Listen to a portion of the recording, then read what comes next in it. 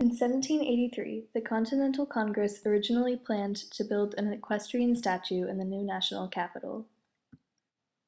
The equestrian statue was designed by Pierre-Charles L'Enfant, and it was similar to those of Marcus Aurelius and Louis XV, displaying Washington in Roman dress and holding a truncheon in his right hand. However, construction did not start until 1848. In between those 65 years, there were many designs proposed for the Washington Monument, and there was much debate on just how to commemorate George Washington. In 1785, Federalist John Jay suggested the laconic approach of assembling a book inscribed, "Life of General Washington," and underneath, "Stranger, read it. Citizens, imitate his example." With a touch of neoclassical simplicity, the book would not broadcast Washington's exploits, but would present the leader for imitation, not reverence. On December 24, 1799, Federalists suggested that a public tomb be erected in the Capitol. The design, by Benjamin Latrobe, would enlarge the monument, going from an indoor tomb containing a plain sarcophagus and a statue of the general, to a huge outdoor mausoleum in the form of a stepped pyramid reaching 100 feet tall. The Egyptian style would evoke the eternal presence of divine kingship, while the Doric columns would symbolize Republican simplicity and restraint.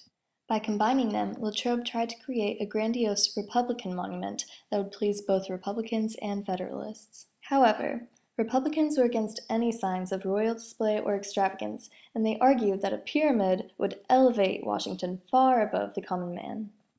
Federalists, on the other hand, found the sublimity of Latrobe's proposal essential. Since Republicans were against the grandeur of the monument, they suggested that if the Federalists really wanted to promote Washington's example, then they would just spend money and educate the poor. In 1801, John Nicholas of Virginia suggested a plain tablet, on which every man could write what his heart dictated. The tablet's intent was to close the distance between hero and the common man, allowing Washington to be seen as more of a common man.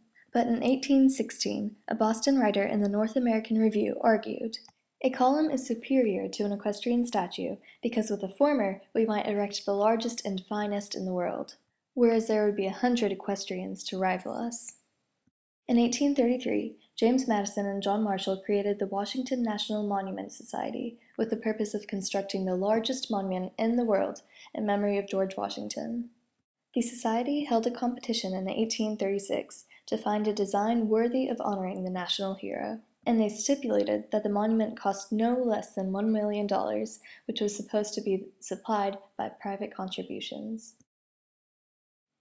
After much thought, Robert Mill's design was finally chosen in 1845. It called for a Doric colonnade surrounding the base of a nearly flat-topped, four-sided, 600-foot obelisk.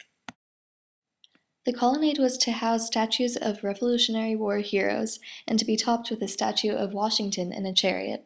The Doric order displayed Washington's character, strong and simple. July 4, 1848, marked the first day of construction for the monument. But with distractions like the Civil War, an unfinished stump stood for over 30 years. Finally, in 1876, Congress approved the funding to finish the monument, and the construction of the monument really began. For about 4 to 5 years, people made proposals for the completion of the Washington Monument. Designers include John Fraser, M.P. Hapgood, and Arthur Matthews.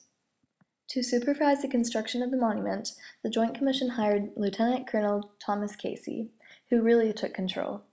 To cut costs, the original design was altered, so only the obelisk would be built. Casey built the elevator and stripped off some of the ornamentation from Mill's design, leaving a bare surface for the obelisk. Casey made the entrance to the obelisk a marble door, concealing the opening, and he allowed only 2 small windows on each side of the obelisk that all had marble shutters that created the illusion of unbroken masonry. The finished product? The Washington Monument. Altogether, the Washington Monument overpowers and empowers.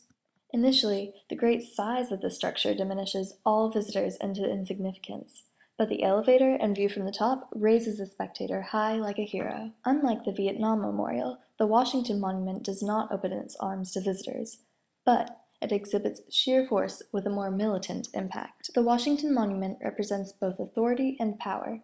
According to Kirk Savage, the obelisk serves as the perfect expression of union. It pleased both Republicans and Federalists because it has no over-the-top grandeur, but its height of 555 feet stands out in Washington, D.C.